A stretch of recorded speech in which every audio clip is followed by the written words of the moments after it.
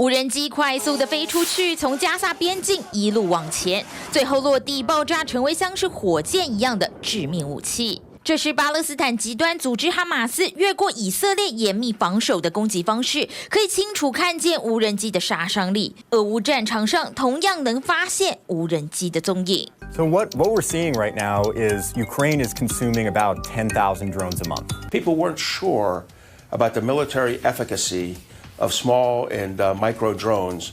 We're seeing it in spades on a daily basis in the Ukraine-Russia conflict. 面对这样庞大的无人机威胁，美国业者甚至研发出反制无人机的无人机。I think it's just really important to understand that these drone threats have become a key part of any modern conflict. They can be used everything from lone wolf actors, single acting terrorists, all the way up through full-out army-scale warfare, as we're seeing in Ukraine and Russia.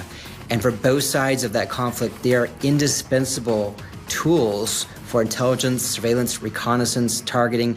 美国国防部在9月初就宣布展开所谓的复制者计划，要拉高无人机的产量，借此压低价格，增加无人机的部署。I think this is a sign of a lot of really forward-leaning, sharp folks in the U.S. government and the U.S. DoD seeing the trends and seeing that small, light, survivable systems that are smart enough to do useful things on the battlefield are crucial for the future of our military might and making investments in that direction.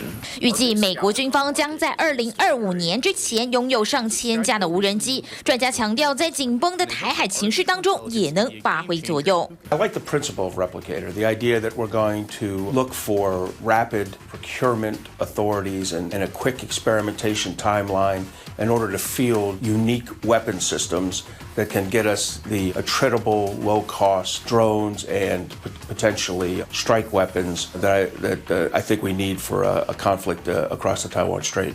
会这么大张旗鼓，由美国国防部出面增加无人机的量产，主要就是目前无人机市场几乎由中国大陆垄断，大疆的市占率就高达70%，因此也引发军事等国安隐私的争议。大疆则是出面喊冤。It's genuinely worrying that we've reached a point where people can kind of win an argument just by naming China. People are not looking at the facts as we would want them to. The facts around DJI are that we've been audited by U.S. government.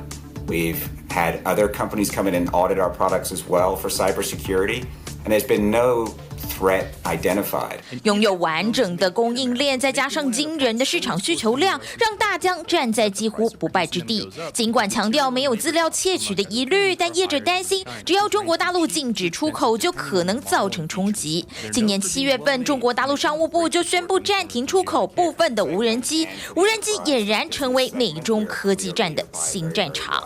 One day, if China says, "Okay, maybe America's catching up or getting the lead in this endeavor," and they can just cut off our components and set us back for years. So we need to think about that and to not drive an over-reliance on Chinese components as we move ahead. 但美国就跟晶片制造一样，面对同样的困境，从人工到材料都贵，要在美国本土大量制造无人机，就连业者都坦诚，真的不容易。Do not have the drone factories right now to produce these systems in those quantities. They just don't exist. And we also don't have all of the requisite supply chain components that we would need in order to scale up to that production. So even if you did have a really advanced drone factory, guess what?